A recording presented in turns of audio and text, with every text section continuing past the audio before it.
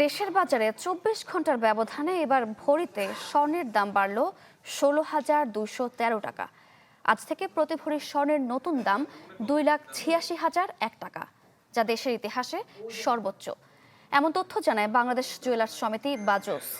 বাজুস বলছে, স্থানীয় বাজারে তেজাবি স্বর্ণের দাম বাড়ায় নতুন দর নির্ধারিত হয়েছে। সেই অনুযায়ী দেশের বাজারে ২২ ক্যারেটের প্রতি ভরি স্বর্ণের দাম পড়বে ২,৮৬,০০০ টাকা।